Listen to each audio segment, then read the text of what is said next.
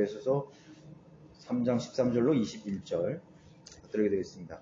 그러므로 너희로 인한 나의 환난들 때문에 낙심하지 않기를 내가 바라노라. 그것은 너의 영광이니라. 이로 인하여 내가 우리 주 예수 그리스도의 아버지께 무릎을 꿇고 비오니 그분께로부터 하늘이나 땅에 있는 모든 가족이 이름을 부여받았느니라.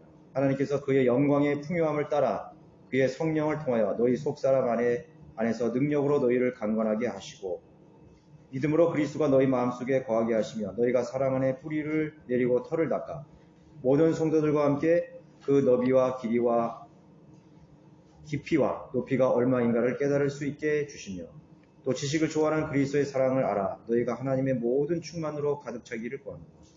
이제 우리 안에서 역사하시는 능력을 따라 우리가 구하는 것이나 생각하는 모든 것보다 훨씬 풍성하게 행하실 수 있는 그분께 그리스도 예수를 통하여 교회 안에서 그분께 영광이 모든 시대들 곧 끝없는 세상에 걸쳐 있을지어다. 아멘. 39쪽이죠. 에베소 교재 30쪽. 여기서 보면 지난주에 제가 그 가족에 포함되는 그런 시대적으로 가족에 포함되는 성도들에 대해서 제가 이렇게 언급을 했습니다. 그리고 그 40쪽에 2번입니다. 하나님께서는 가족을 갖고 계시며 그 가족 중에는 한 명의 신부가 있다라고 했습니다. 이 신부는 하나님의 신부가 아니라 그리스도의 신부이다. 그리고 이 신부는 유대인이 아니다. 그리스도의 신부는 교회죠. 교회인데 그 솔로몬의 노래 1장 15절에 보면 내가 거머도 오 예루살렘의 딸들아 해달의 장막들처럼 솔로몬의 휘장들처럼 나는 아름다우니라. 그러니까 이 이방 여인이 오 예루살렘의 딸들아 이렇게 말했죠. 그러니까 이방 여인이 그 왕의 사랑을 입은 신부가 되는 거죠. 그래서 그리스도의 신부라는 것은 유대인이 아니에요. 그러니까 유대인들이 예수 그리스도를 거부했잖아요. 그러니까 그거는 성경적인 예언의 성취가 되는 거죠. 그것도 하나님께서 미리 하심을 통해서 하나님 예언했던 것입니다. 이방인의 아내, 이방인들이 하나님의 신부가 그리스도의 신부가 된다고 넘어가고 있습니다. 그럼 하나님의 신부는 누구죠? 우리 호세아서 같은 경우는 유대인들, 이스라엘 백성이 하나님의 신부가 되는 것이에요. 하나님의 성부 하나님의 신부는 유대인들이 되는 거죠. 그리고 몸으로 오신 그리스도의 신부는 바로 교회, 이방인이 포함된 교회를 언급하고 있는 것입니다. 세 번째 에베소 성도들을 위한 두 번째 기도를 말씀하고 있습니다. 하나님께서 그의 영광의 풍요함을 따라 영광의 풍요함 그 영광은 빈약하거나 모자라지 않는 영광이죠. 이 세상의 영광은 얼마나 그런 덧없는 영광입니까? 잠깐 있다가 사라지는 시간 속에 사라져버리는 없어져 버릴 영광이죠. 그 영광이라 할 수 없습니다. 그 영광 영원한 영광인데 부요한 영광이죠. 영광의 풍성합니다. 부요한 영광이라는 모자라지 않는 영원한 영광을 말하고 있습니다. 그 영광을 따라서 성령을 통해서 말하고 있습니다. 그의 성령을 통해 너희 속사람 안에서 능력으로 너희를 강건하게 하시도록 하고 있습니다. 그리스도인의 강건함이라는 것은 속사람에게 주시는 성령을 통해서 속사람에게 주시는 하나님의 능력이라는 말씀입니다. 하나님의 가족들에게 베푸시는 은혜의 능력, 강건함이죠. 그의 영광의 풍요함에 있어서 강건하다 이거죠. 속사람이들 성령으로 인도받는 우리의 인격체, 우리의 내면의 속사람을 말하는 것입니다. 그래서 하나님의 그런 영광 안에서 성령을 통하여 주시는 그 풍성한 능력을 말하고 있는 것입니다. 그것을 너희들이 누리기를 원한다고 기도하고 있는 것입니다.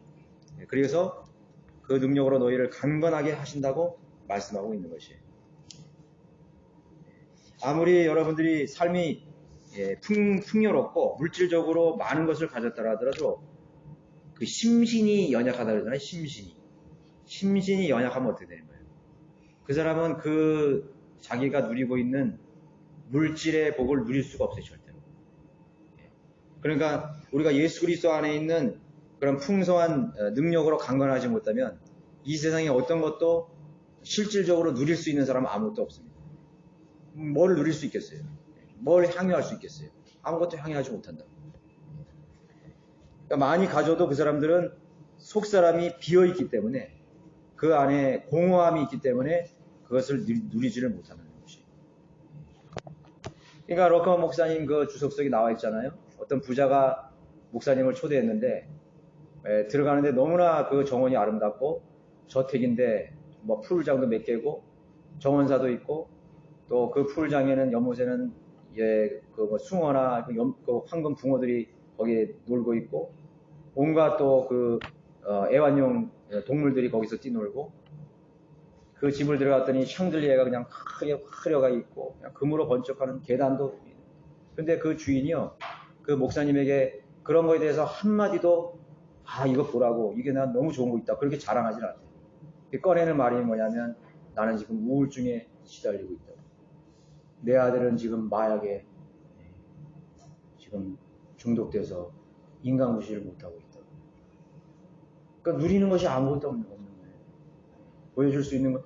내가 가장 급박한 것, 그것이 자기의 내면에 문제가 있기 때문에 그걸 누리지를 못하는 거예요. 아무 소용이 없는 거예요. 그 말은 뭐예요? 내가 가진 건 아무 소용이 없다는 거예요. 그렇죠?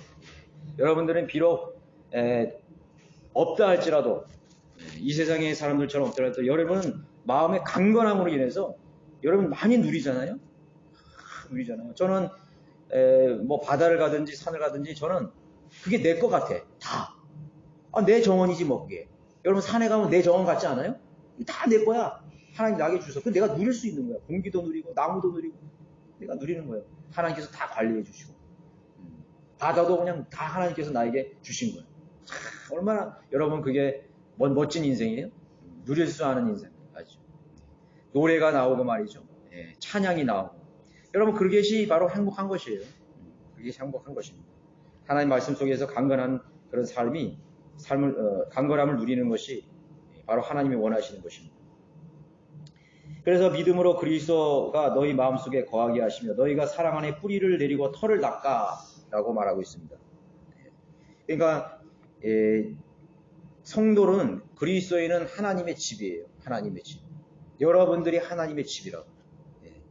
그러니까 예수 그리스도께서 마치 집처럼 우리 마음속에 편안히 계시는 거예요. 주님을 우리가 모셨기 때문에 우리는 다 주님의 집이야. 여러분들 다 주님의 집이라고. 그렇죠? 너희 마음속에 거하게 하시면 믿음으로 그리스도가 너희 안에 거하게 하시며 사랑 안에 뿌리를 내린다고 그랬습니다. 이게 신비로운 그런 신앙을 요구하는 사람들, 신비 체험을 구하는 기독교인들, 마음을 비우라 이렇게 말한단 말이에요. 마음을 비우십시오. 뭐 마음을 비워? 이미 예수 그리스도가 우리 안에 살고 계시는데, 그렇죠? 예수 그리스도가 계신데 예수님을 내쫓아요? 마음을 비우래. 그 마음을 비우면 어떻게 되느냐? 악령이 들어가는 것이. 그 집이 소재되면은 예수님이 그 악령들을 내쫓았잖아요. 그러니까 그 집이 비고 소재되니까 더 많은 그런 마귀들이 들어가가지고 악령들이 들어가가지고 그 사람이 미친 사람이 되고. 아버지 그 소재되고 비었거든요. 비우는 거예요. 그래서 이 세상에 있는 모든 사람들은 다 마귀의 영이 관장하는 것입니다. 특히 자기 마음을 비우려고 하는 종교인들 있잖아요. 뭐 이런 동양 신비 사상이라든가 또 뭐 영성 체험이라든가 뭐 마음 수련이라든가 여기 신림 뭐 어디 가다가도 보면은 그런 데 하나 있었대요. 옛날에 우리 형제 하나 왔는데 거기 그런 교회 다녔다는 거지. 그 형제도 여기 와가지고 계속 그 얘기하는 거예요. 마음을 비울 때 천국을 경험하고. 그런데 그 사람의 그 목사가 어떻게 되냐면 그 성폭력으로 그냥 그 현행범으로 잡혀갔어요. 마음을 비우고 그런 천국의 신비 체험을 한다는 그런 목사가 그래서 그 교회가 그냥 다 없어져 버리고 경매 넘어오라고 했더니 근데 그 형제는 계속 그걸 얘기하는 거예요. 그러니까 뭔가 짜릿한 뭔가가 있긴 있는 모양이죠, 순간. 예, 그런 게 있는 것 같아. 그 마귀가 들어가서 그 사람에게 뭔가 이렇게 체면을 거는 것처럼 하는 그런 어떤 그런 게 있는가 봐요. 그러니까 그 사람들은 다 마귀 들린 사람.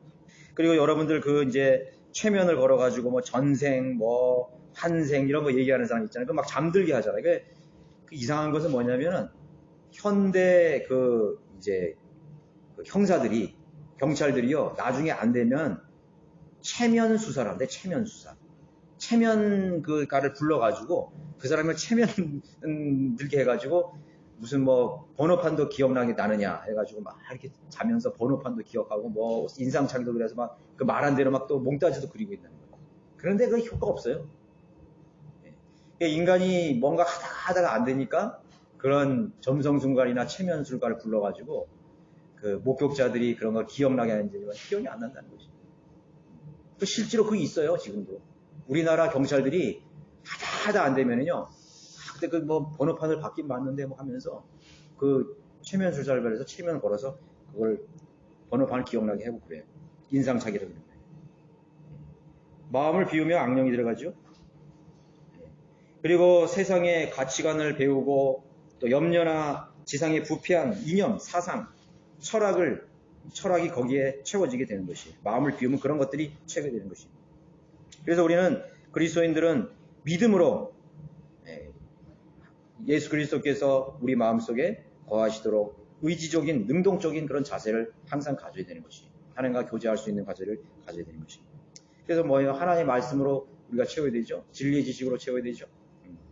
주님께서 너희들 마음속에 내만이 거할 것이 없다라고 그렇게 탄식하셨어요. 절대로 피동적이 되어서는 안 돼. 그리스도인은 능동적이 돼요. 항상 능동적이 돼야 된다고. 그래야 마귀가 침범하지 못한다고. 거기에 설명 읽어보세요. 2번. 이것은 그리스도와 성도 간의 개인적인 관계를 언급하는 것인데 성숙한 믿음의 생활을 하는 그리스도인은 그 안에 거하시고 또 머무시기 위해 오신 성령님을 슬프게 하지 않는다. 우리가 육신대로 살면 그리스도의 영이신 성령님이 슬퍼하죠. 하나님의 거룩한 영을 슬프게 하지 말라. 너희가 그로 인해 구속의 날까지 인치심을 받았느니라. 이렇게 말씀하고 있습니다. 그리고 바울은 내가 이제 육신 안에서 41페이지 두 번째 줄에 내가 이제 육신 안에서 사는 삶은 나를 사랑하시어 나를 위해 자신을 주신 하나님의 아들을 믿는 믿음으로 사는 것이라. 살든지 죽든지 그리스도가 내 몸 안에서 늘 높임을 받으시게 하려는 것이라. 그래서 우리가 우리의 인생이 집이라면은 건물이라면 그 건물 안에 주인이 살고 있는 거예요. 건물이 중요한 거예요? 주인이 중요한 거예요? 그 집을 지어놨는데 건물 안에 사는 사람이 중요한 거예요? 건물 자체가 중요한 거예요? 어떤 사람은 건물 자체를 중요하시거든요. 그거 아니에요. 건물은 반질하게 하는데 사람이 살기 아주 불편하게 지었다고 생각해요. 그럼 무슨 소용이 있어요? 화려하게는 지어놨는데 사람이 살기에 불편했다고 생각해요. 근데 좀 아주 단순하면서도 뭐 별 볼품은 없지만 사람 살기에 너무 편안하고 지어주게 그런 게 중요한 거잖아요. 근데 오늘날에 제가 건축가들도 보면요. 그 뭐 모양을 그렇게 내려고 그래? 교회를 여러분 짓는 거 봐세요. 교회 뭐 모양을 내 이렇게 뭐 탑을 올리고 뭐 꺾으면 왜 그날 그렇게 하는지 모르겠어. 집이라는 것은 편안하게 하는 게 제일 좋아요. 편안한 게. 그러니까 그런 집이 제일 좋은 것이. 그러니까 우리도 마찬가지예요. 그러니까 우리도 우리 안에 그리스도가 편안하셔야 됩니다. 우리 안에 그리스도가 근심하거나 우리 안에 성령님께서 초조하시거나 그렇게 하면 안 된다고. 그러니까 우리 안에 계시는 그 성령님이 항상 편안하죠. 여러분들 그 어린아이를 잉태한 그 어머니들 보세요. 그 아기가 태에서 잘 자랄 수 있도록 편안할 수 있도록 좋은 음악 듣고 나쁜 거 안 보고 나쁜 데 안 가고 뭐 나쁜 거 뭐 담배 같은 거 이런 거 술 같은 거 끊고 그러잖아요. 그죠? 심지어 옆에 있는 사람들도 얼씬도 못하게 한다고. 담배 피우는 사람 절대로 오지 못하게 한다고. 건드리지 못하게 한다고. 그러니까 내 안에 귀중한 생명이 있기 때문에 그렇게 한다고. 우리 안에 누가 있어요? 예수 그리스도가 있다고. 그런데 예수 그리스도 하나님의 영이 계시는데 지 마음대로 한다는 거예요. 나쁜 거 하고 막 그렇게 한다고. 얼마나 큰 죄를 짓는지 몰라요. 네, 얼마나 큰 죄를. 그러니까 성령님을 슬프게 하는 거죠. 슬프게 하는 것입니다. 자기 집을, 몸을 위해서, 쾌락을 위해서 살면은 건물 안에 있는 주인이 괴로워지는 거예요. 죄 주는 거죠. 육신을 위해서 살면은 그 안에 계시는 성령님이 괴로워지는 것이라고. 성령님을 편안하게 해야 되는 거죠. 내 자아와 몸의 주인이 바로 주님이시다. 그래서 우리는 새로운 피조물이라고 했잖아요. 새롭게 지었다고. 우리는 리모델링한 집이 아니에요. 여러분들 이 건축 여러분들 리모델링들 많이 하죠. 여기 뭐 건축에 하시는 분도 계시는데 리모델링 많이 해요. 그 리모델링 보니까 옛날 그냥 그 기둥이나 그런 벽들은 그대로 놔두더라고. 그냥 놔두고 다 안 얼들고 뭐 지붕 조금 개량하고 뭐 액세서리 이렇게 좀 달아가지고 그대로 해서 리모델링 하는 거예요. 건축을. 우리는 그런 리모델링이 아니에요. 우린 리모델링 된 사람. 우리가 조금 옛날에 내 자아를 조금 남겨두고 하나님의 것들로 조금 이렇게 장식으로 달아놓고 액세서리로 달아놓는 게 아니에요. 완전히 여러분 뭐예요? 완전히 철거한 거예요. 우리가 건축으로 말하자면은 완전히 우리가 내 자아는, 나의 집은 완전히 다 허물고 거기에서부터 기초도 새로 닦고 완전히 새롭게 재건축이 들어가는 거예요. 다시 지은 집이죠. 리모델링한 집하고 다시 지은 집의 차이가 뭐겠어요? 어마어마한 차이죠? 네. 바로 우리가 그런 거라고요. 십자가에서 우리의 집은 다 허물어지고 다 철거가 됐다는 사실을 우리는 기억해야 돼요. 왜? 거기는 새로운 주인이 거하셔야 되기 때문에. 예수 그리스도께서 거하시기 때문에. 17절을 보시면 그렇게 말씀하고 있는 것이죠. 네. 자, 거기 이제 너희가 3번 보세요. 너희가 교리뿐만 아니라 사랑 안에 뿌리를 내리고 털을 닦도록 하고 있습니다. 그래서 우리는 교리는 신앙의 근본사항이고 몸의 골격을 세우는 뼈대와 같다. 한편 사랑이 결여된 지식은 교만하게 하고 사랑은 몸을 세우는 동력이 된다. 고린도전서 8장 1절에도 지식은 교만하게 하지만 사랑은 채워주니라. 우리는 바른 성경과 바른 진리의 지식으로 새롭게 이제 털을 닦고 생긴 것이라. 우리가 옛날에 알던, 저도 뭐 이런 개신교회에서, 장로교회에서 오랫동안 저도 신앙생활을 했어요. 그런 거 하나하나 다 버리기 얼마나 버렸는지 몰라요. 그래서 어떤 데는 그 개혁 성경이 자꾸 이렇게 나올 때도 있어요. 그래서 자꾸 그걸 버리려고 그래요. 자꾸 떼어내려고. 우리는 바른 하나님의 말씀과 바른 진리의 지식으로 과거의 것들을 모두 폐기 되었다는 사실을 우리가 기억을 해야 되는 것입니다. 그렇죠? 예. 그리고 우리는 그리스도에 대한 사랑이죠. 그리스도에 대한 사랑이 뭐예요? 아, 주님 사랑합니다. 그리스도를 사랑합니다. 말로 하고 그렇게 하는 게 아니에요. 그분의 말씀을 사랑하는 거예요. 그분의 말을 존중하는 거예요. 그분의 말씀에 순종하는 거예요. 예수 그리스도를 실질적으로 기다리는 거예요. 그분을 두려워하면서 기다리는 것이요. 섬김의 열정을 항상 갖는 거예요. 사랑이라는 것은 항상 주님께 헌신하고 섬기려는 열정을 갖는 것입니다. 하나님의 말씀을 사랑하는 것이죠. 진리를 보고 기뻐하게 하는 것입니다. 거기 4번 보세요. 너희가 모든 성도들과 함께 그 너비와 길이와 깊이와 높이가 얼마인가를 잘 깨달을 수 있게 주시도록 이렇게 하고 있습니다. 오늘 여기 이제 그 설명에는 우리가 살고 있는 우리 은하계는 성운의 몇백 분의 1에 해당되는 아주 조그만 그런 땅콩 같은 행성에 살고 있다라고 이렇게 말씀하고 있습니다. 우리가 사는 성운은 우주의 수백만 개의 성운 중 하나에 불과하다. 방향을 보면 이 성운은 예수 그리스도의 영광스러운 몸의 남쪽에 있고 예수 그리스도께서는 이 성운의 북쪽에 있는 보좌 오른편에 앉아 계신다. 그죠? 우주적인 위치로 볼 때 우리는 그 영광스러운 몸으로부터 남쪽의 편에 있다는 것이죠. 우리는 북쪽으로 우리는 올라가는 것입니다. 거기에 주님이 계시는 보좌가 있는 곳이죠. 그리고 주님이 그곳으로부터 오시는 거죠. 사도 바울은 그의 세계 가운데 그 어느 때라도 그가 어디로 끌려 올라갔었는지 그 장소를 가리킬 수 있었다. 그는 장소의 크기와 모양과 위치와 환경을 알았기 때문에 사는 것보다 즉시 죽어서 그곳으로 가기를 원했다라고 말하고 있습니다. 바울은 실제적으로 사도 바울은 셋째 하늘에 갔다 왔죠, 그죠? 셋째 하늘에 갔다 왔다 고백하고 있습니다. 그러니까 그 셋째 하늘에 그 엄청난 영광을 보고 온 거예요. 엄청난 그런 규모들과 스케일을 보고 온 거죠. 찬란한 영광을 보고 온 거죠. 근데 그걸 차마 말을 하려니까 자기가 목도한 그런 세계를 말로 표현하려니까 안 되는 거예요. 그래서 그걸 말을 안 한 거예요. 말을 안 했다고요. 하나님께서는 바울이 필요했기 때문에 이게 그때 데려가시지 않는 것이죠. 더 남겨두셨던 것이죠. 그러나 바울은 이렇게 고백하고 있어요. 내가 사는 것은 그리스도이니 죽는 것도 유익함이라. 이러면 많이 들었던 말씀이죠. 내 안에 사는 것이, 내게 사는 것이 그리스도이니 죽는 것도 유익함이라. 고린도서 5장 8절에서는 몸에서 떠나 주와 함께 있는 것을 오히려 더 원하라. 이런 사람이 없어요. 내가 스스로 죽기를 원했던 사람이에요. 사도 바울은 정말 죽기를 원했던 사람이에요. 오히려 그것이 더 낫다고 말했던 것입니다. 그렇지만 내가 그 죽음과 내가 이 육체 안에 끼어 있다 그랬습니다.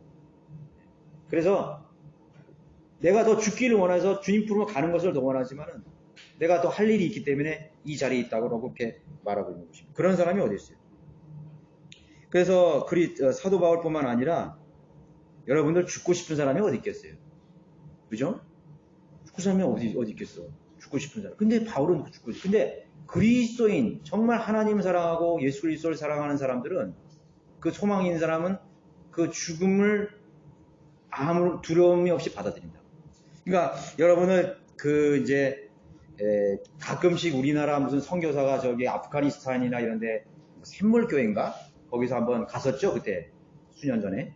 가서 거기 인질로 몇 명 잡혀 있었잖아요. 근데 그 사람들이 뭐라고 말했어요? 우리 좀 살려달라 그랬잖아요. 우리 좀 살려달라고. 그래서 국가에서 아마 그 사람들 한 명당 200억 정도를 몸값으로 빼냈을걸요. 근데 거기에 갔던 그 부목사는 죽었잖아요. 그죠? 빨리 협상 안 하면 이제 죽이겠다 해서 죽었어요. 그 사람들이 선교하러 갔다고. 그냥 그 사람들이 죽기를 두려워하면 선교가 아니에요. 죽기를 두려워하면 선교가 아니라고. 내가 하나님 앞에 복음을 전하러 간다. 내가 선교를 하러 간다. 그런 거는 내가 단기 선교든 장기 선교든 일평생 선교하거든 사역도 마찬가지예요. 내가 죽고 싶어서 가는 거예요. 내가 이 일을 하다가 주님 앞에 내 생명을 바치려고 가는 것이에요. 그러니까 그런 믿음이 없고 열정이 없으니까 다 돌아와 버린다고. 조금만 위험하면 더 돌아와 버려요. 그렇게 버립니다. 그래서 순교자들도 마찬가지죠. 죽기를 더 원했다고요. 어서 나를 죽이라고 그렇게 말했다. 수많은 신실한 선교사들, 바이블 빌리버들, 얼마나 많은 사람들이 그 중세 유럽에서 자기 생명을 바쳤어요.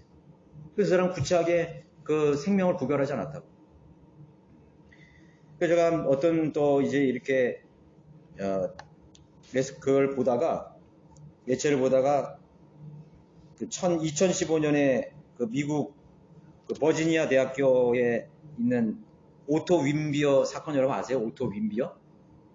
이 사람은 그 2015년 겨울에 새해맞이 이제 해외 여행을 이제 떠나기 위해서 중국의 여행 업체를 통해 가지고 자기 친구들과 11명 버지니아 대학생들이 북한 여행을 갔다고요.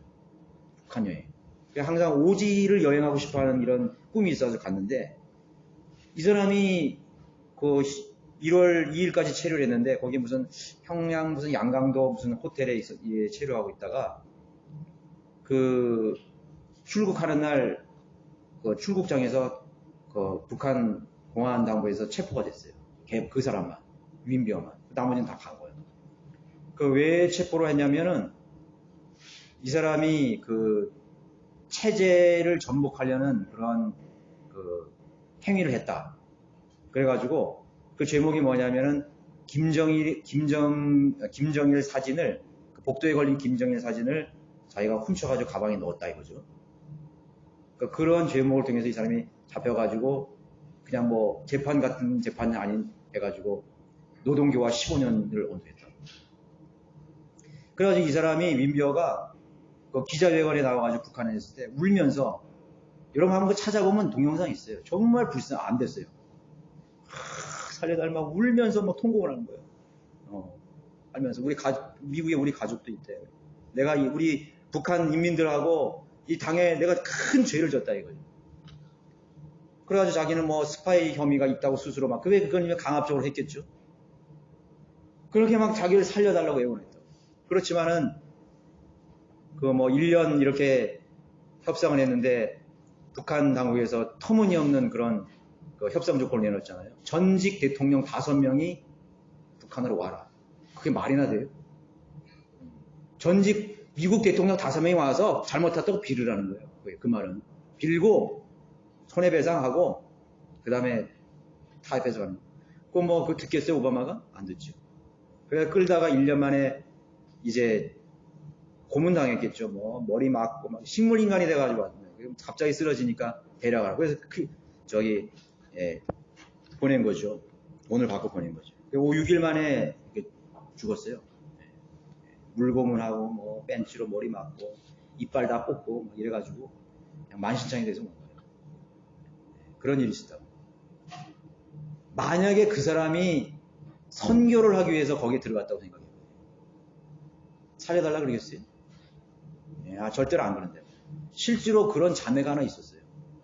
그 IS 가 이렇게 막 그 전쟁이 일어났을 때 거기에 있는 시리아에 있는 그런 어린아이들에게 복음을 전하려고 갔다가 어떻게 그 IS에 했는데 이 자매는요 편지를 그렇게 쓴 거예요. 나를 구하려고 애쓰지 말라. 나를 구하려고 해서 나는 어린 생명들을 나는 복음을 전해서 생명들을 살리기 위해서 나는 이곳에 왔다. 절대로 미국 정부이나 가족들이 나를 살리려고 하지 말라. 그런 편지를 썼어요. 그러니까 벌써 소망이 있는 사람하고 생명이 있는 사람하고 다르죠. 우리가 예수 그리스도를 사랑하고 소망이 있는 사람 외에는 자기의 생명을 자기의 죽음을 두려워하지 않는 사람이 없다고요. 다 두려워한다고요. 뭐 고문받고 참 그런 막 전쟁터에서 그렇게 사람 취급도 못 받고 그렇게 살기를 누가 원하겠어요? 그냥 안 한다고요. 그러나 내가 주님을 위해서 그리스도를 위해서 그리스도를 사랑하는 그런 열정 때문에 그것을 내가 달게 받고 그것을 오히려 영광스럽게 생각합니다. 주님을 위해서 고난당한 걸 영광스럽게 생각합니다. 우리가 그런 것을 우리가 항상 비교를 하면서 한번 나 자신을 한번 생각해 볼 필요가 있다고. 그 사람들이 결코 특별한 사람이기 때문인 게 아니야. 그 사람이 특별하다면 특별한 게 한 가지 있어요. 우리 주님을 그리스도를 죽기까지 사랑했다. 그거 외에는 없다고. 그러니까 우리가 이 바울 사도와 같이 그런 소망을 가지고 그런 주님께서 우리에게 약속하신 그런 생명을 우리가 동경하고 대망하는 그런 마음이 없다면 자기 생명을 구걸하게 된다고요. 내가 좀 더 오래 살아야지. 뭐. 내가 더 뭐 어떻게 해야지. 뭐 어떻게 해야지. 죽으면 어떻게 하나. 뭐. 위험한 당하면 어떻게 하나. 이렇게만 생각합니다. 몸을 살리게 된다고요. 그래서 지금 우크라이나에 있는 2명의 우리 바이블 빌리버 우리 선교사들 있잖아요. 그 사람들은 자기 생명을 내놓고 그 전쟁터에서 복음을 전합니다.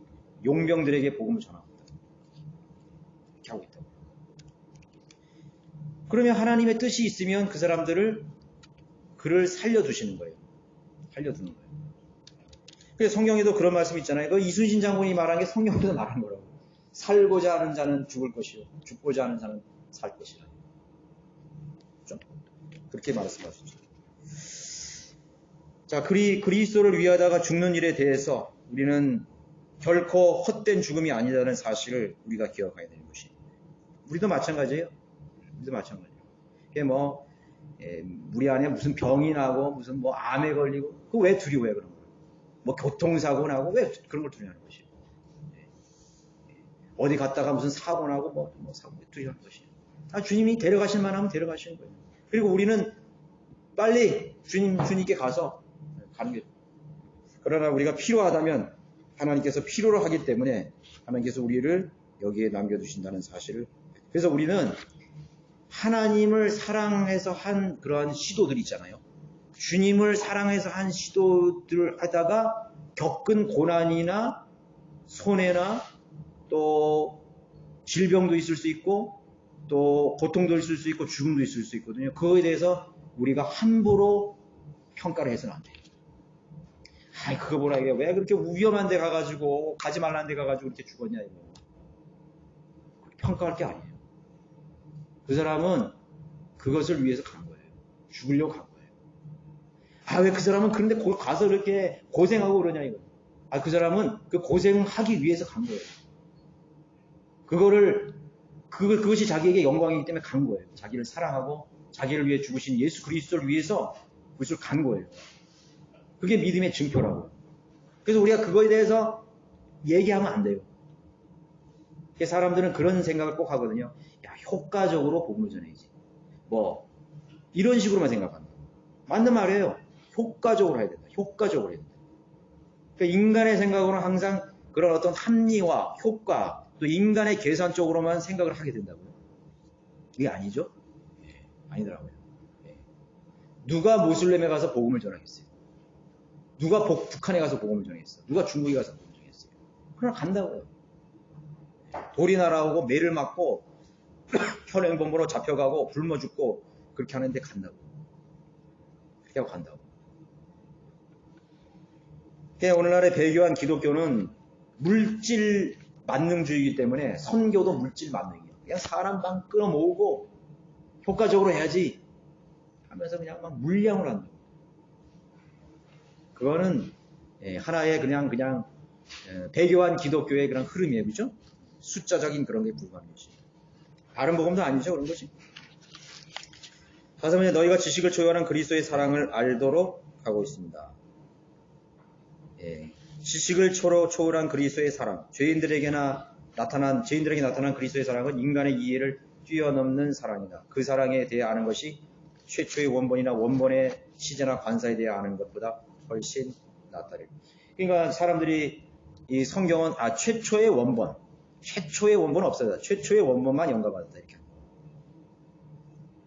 그러면 최초의 원본이 없었기 때문에 지금 하나님 말씀 없으신 거예요. 없는 거예요. 없는.